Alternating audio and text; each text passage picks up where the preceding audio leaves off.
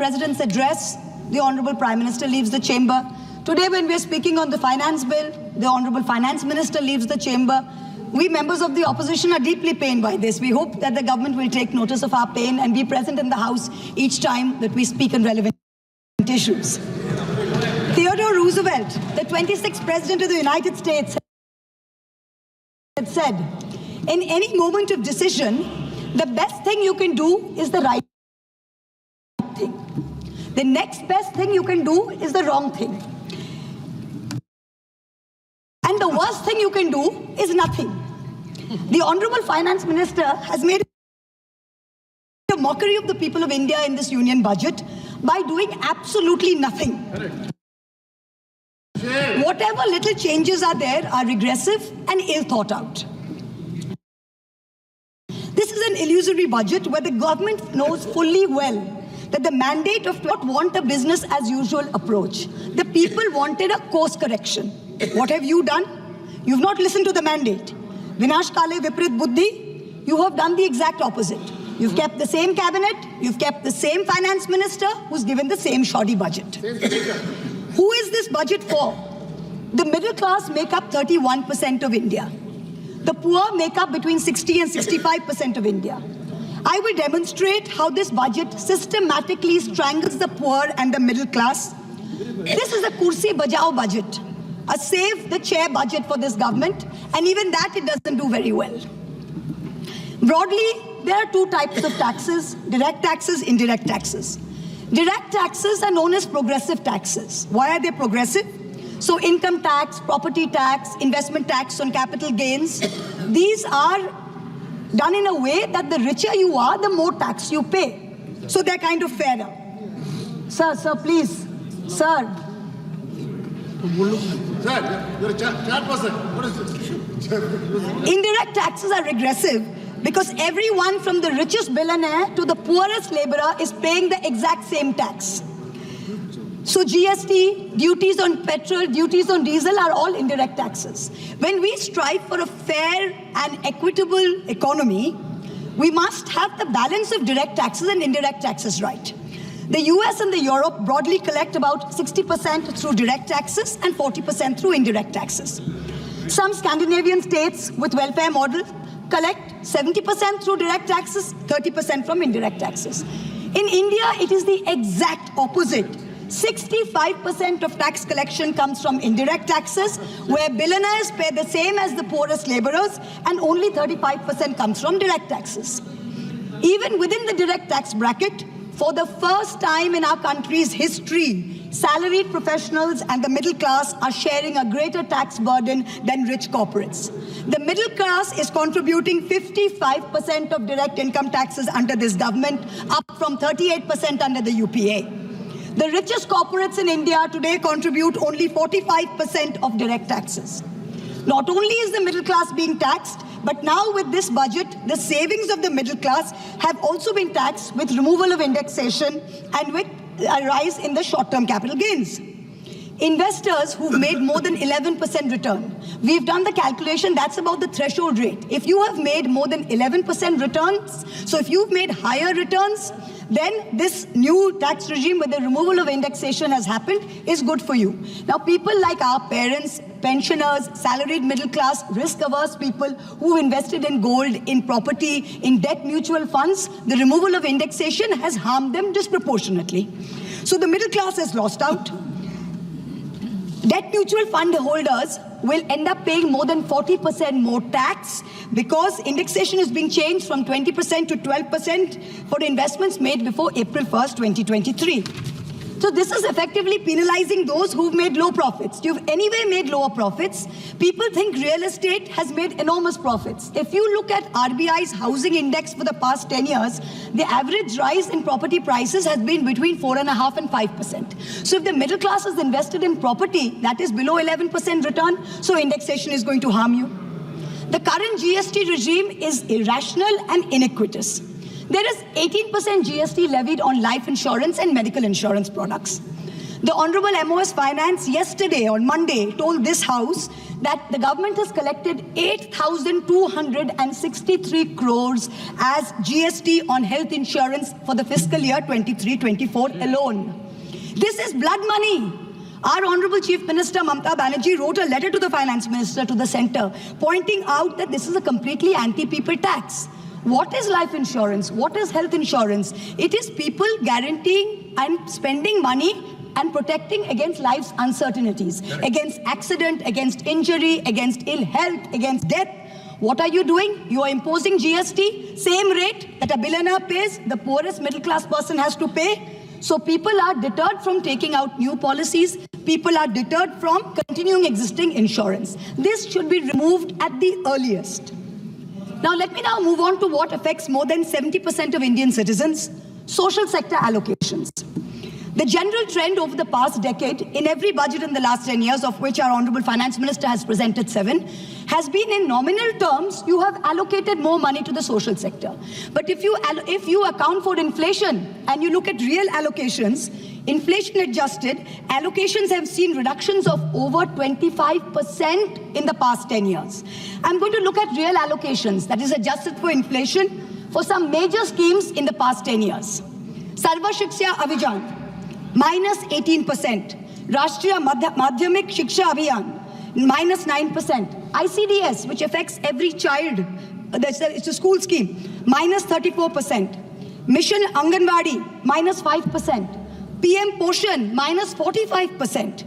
PMGSY, those of us who have rural areas, the Pradhan Mantri Gram Sadak Yojana scheme, minus 47% reduction in real terms. The National Social Assistance Program, minus 20%. The combined expenditure on 5 social schemes, the top 5 social schemes as a percentage of GDP, has declined from a peak of 0.93%. So almost 1% of GDP in 2009-10. Do you know where it is today in 23-24? It is 0.36%. It is only a third of what it was in 9-10. The Manrega budget during COVID, when the center was telling all the states, please give employment to the laborers, they are going back.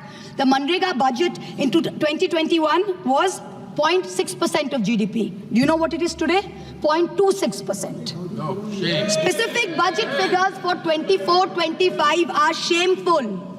Specific figures, let's look at the specific figures. The allocation for Samarth, which is maternity entitlement and the creche scheme, has been reduced by 70 crores compared to budget estimates of last year. The budget for the National Social Assistance Program, for again those of us with rural areas, you know how important this is. This is what gives social security pensions to the elderly, to single women, to disabled. This is unchanged from last year at 9,652 crores. 9,600 crores, same as last year, no adjustment for inflation. The central contribution to social security pensions has been unchanged since 2014. It was 200 rupees in 2014. It is still 200 rupees per person today.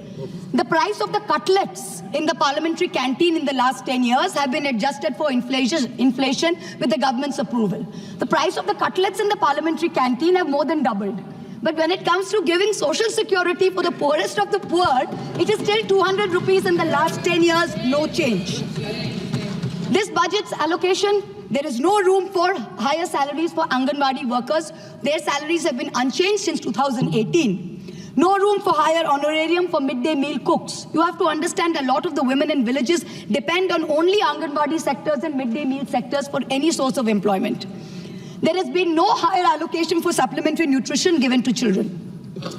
The National Food Security Act, the NAFSA, mandates coverage of 67% of the population through PDS.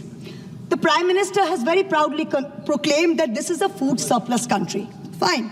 Then why have we not increased the population covered under rations? Since 2011, you have not had a census. Since you have not had a census, you have not increased the number of people being covered under rations. Also, one very important question. Why is the central government blatantly defying the directions of the Supreme Court? We went to the Supreme Court on the migrant workers case. The Supreme Court gave an order, a direct order to the central government that the central government is to give rations to 8 crore migrant workers of the unorganized sector who have been left out of the food security net. The last hearing was on 16 July 2024. Court again said that you have to please give money to the states which have issued additional cards, ration cards. But there's no room in the budget for this. There is no allocation.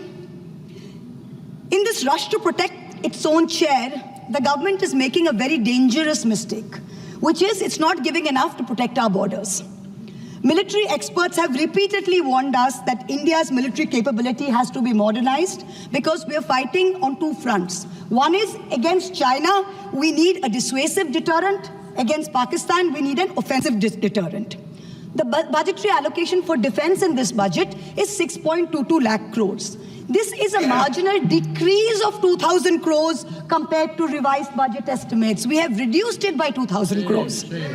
This year's allocation, the budget defense allocation, is 1.9% of GDP. This is the lowest since 1960, the lowest. Shame. Despite many economic constraints, past governments had always given close to 3% of GDP, which is the universal norm for defense. Over the last decade, ever since this government's been in power, it's been hovering around 2%. We have been unable as a government to compel China to restore status quo ante-April 2020 on the line of actual control. We have been unable to deter Pakistan. In the last 2 months alone, over 50 security personnel and about 10 civilian pilgrims have been killed in Jammu. Capital expenditure on military equipment, 1.7 lakh crores. On paper, this shows that it's almost a 10% increase. What we haven't taken into consideration is this increase was largely due to Russia's inability to supply contracted weapons to us because of the Ukraine war. If we take into account inflation and we take into account the rising dollar rate, we're almost flat. The gap between projections made by the armed forces and between actual allocation is 17 to 23%. That's the gap. कुर्सी बचाने में आप मस्त है, देश को भी देखिए. We need close to 3%, 2.5 to 3% of GDP to defense. This is something that the country needs to look at. The Honorable Finance Minister started off her speech by talking about the focus on Annadata or farmers and how much this government has done for farmers. The Economic Survey of 24 says 42.3% of Indians depend on agriculture. That's 600 million people, that's 60 crore people. If I looked at the economic survey 22nd July very carefully. What did the headline say? The headline says, agricultural sector has registered an annual average growth rate of 4.18% in the last 5 years. But then I needed to read and read and read. And in the fine print was written that last year was only 1.4%. So 4.18 over last 5 years is anyway, when you compare it to inflation, is nothing. But when you compare last year's growth of only 1.4%, what is it saying for 60 crore of our people who depend on farming? Productivity and resilience in agriculture was one of the first themes, priority number 1, according to the finance minister's budget. She had made 9 priorities. This was priority 1. But the provision for agriculture and allied sectors is only 1,52,000 crores. Whereas the provision for one bullet train from Ahmedabad to Mumbai is 1,08,000 crores. Please look at the comparisons, everybody. Priority 2, Finance Minister said, is employment and skilling. This government has got the worst track record of creating jobs. India has more jobs in the informal sector, not in the formal sector. The budget is talking of an internship program with the top 500 companies. This is a joke. The top 500 companies employ 70 lakh people in total. That is 1% of the total workforce. Our workforce is about 57 crores. You are expecting companies which have a total which employ 70 lakh people to give employment to 1 crore interns. Please let us know how this is going to happen. I'm really curious. The real problem is somewhere else. The real problem is that 10.3 crore youth have basically become so dejected, they have given up looking for jobs. The finance minister, she mentions skilling loans, she mentions education loans. Skilling loans are for 25,000 people, education loans are for 1 lakh people. The country has 140 crore people. Now, what are we doing? Priority 3, according to the finance minister, inclusive human resource development and social justice. In this section, the budget says, first on Bihar, we will support expressways. What you're not saying is that you will make expressways which will charge very high tolls. So you are recovering the money, you're not doing anyone a favor. You're charging back-breaking tolls. You might give another bridge which might collapse. Yes. You will set up another power plant, which like Jharkhand may also be outsourced to a favorite businessman. Correct. He can be given a nice juicy PPA and sell more imported coal. Secondly, on Andhra, there are no grants but only loans, that too from multilateral agencies. So basically, dollar loans will be given to Andhra Pradesh, which future generations will have to pay back with interest. There was also another sweeping statement. Grants for backward regions of Rayalaseema, Prakasam and North Coastal Andhra, as stated in the Act, will be provided. I looked in the entire demand for grants with a tooth comb, with a microscope. And I looked at the expenditure budget. Nothing was provided anywhere. I don't see the intelligent people of Andhra being fooled by this. Priority 4, manufacturing and services. The finance minister has devoted an entire section on how MSMEs are a priority. I believe her. Yes, it should be a priority. But I'm very confused. Most medium and small enterprises are either proprietorships or partnerships. Madam, can you please explain why these proprietorships and partnerships are taxed at higher rates than companies? This makes no sense. Is the A-team the only businesses who are sending truckloads and tempo loads? MSMEs are not sending. Is that the problem? And also the government needs to get rid of the bizarre 29A of the Insolvency and Bankruptcy Code, because it is killing companies that are in trouble. It does not allow promoters to propose a resolution plan. As long as we have this code, promoters cannot propose a resolution plan. We need to get rid of this. Priority 5 in the finance minister's speech, urban development. The Prime Minister had said every citizen will get a house by 2022. We are now in 2024 and we are still making allocation for 3 crore more houses. Yes. Can you please tell us how many more houses we need and when it's going to be done? Let's get this over with. 2047. Priority 6, energy security. The less I speak about this, the better it is. Energy security is security for best friends. It's created by allowing best friends to import low-grade quality coal, mark it up as high-grade quality coal, and sell it to state development corporations at the cost of the country's environment, at the cost of the health of our citizens. Priority 7, the finance minister said, was infrastructure. She announced in a true style of Shagun that she is gifting the nation 1,11,111 crores. 111,111. This is flat on last year. Sadly, most of this will go towards crony capitalists. You'll make roads that have potholes, you'll have airports that leak, you will have bridges that fall out, and the taxpayer will pay for this. The budget speaks of private sector participation. But remember one thing, they bid out 6 airports to one company for a fee to be paid by the government. Then they created a policy that allows the regulator to keep increasing the user development fee. So actually, it's the flying public of India that are paying for this. Priority 8. Innovation, research and development. Grand words. These are just grand words. The finance minister seems to have forgotten that most entrepreneurs register their product and software IPs in foreign countries like the US, since IP registration system for patents is a complete failure in our country. Unless you fix patent registration, this is not going to happen. The last priority she talks about is next generation reforms. This is also another Jamla.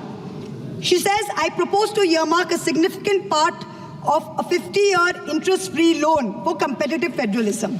So this is double speak.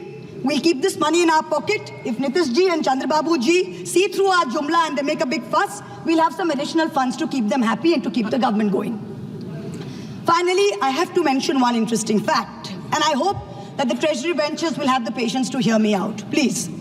I wholly agree with the Finance Minister on one thing. The budgets for the CBI and the ED have been reduced this year, and I was wondering why. Is it because the voters didn't like the fact that you were using the CBI and the ED to go after the opposition and file fake affidavits? Or is it because you have outsourced the CBI and the ED completely to a businessman in Ahmedabad who's controlling the whole thing? Why have you reduced it? Number one, the former Maharashtra Home Minister highlighted how BJP leaders and agencies have threatened him to filing a fake affidavit. In the case of Sandesh Kali in West Bengal, the women have confirmed on video that BJP leaders forced them to file fake statements. Similarly, I'm told in my matter, Mr. Adani on October 16, 2023, got my friend to his office in Ahmedabad and threatened him with dire consequences to file a fake affidavit. Actually, it was Mr. Adani's in-law, Mr. Cyril Shroff, who filed the fake affidavit and forced him to sign it. Even today, every mid-level official in Adani's office calls mid-level officials in the CBI and says 161 statement change karaiye, aapka sir ko bulaiye, madam ke against mein statement dijiye. I am telling the CBI via you, madam, please take a 164 statement once and for all. Don't keep calling back people at Adani's behest to change 161 statements to implicate me. It's going to get you nowhere. Let us reduce the CBI and the ED budget to zero. Let us, Mr. Adani, pay the full 1,500 crores. Let us outsource it completely to him. End of story. In short, this Kursi Bajao budget is a desperate attempt by the government to stick its head in the sand and act like that the mandate of 2024 never happened. But the coming days are going to prove the instability of this government and the inefficacy of its economic policy. We wait for that day. Thank you very much, madam. Thank you. माननीय सदस्य The honorable member has made specific allegation against the government and a particular business house, and she has been tortured like anything. The matter may be referred to the privilege committee. Suo motu privilege committee has to take action on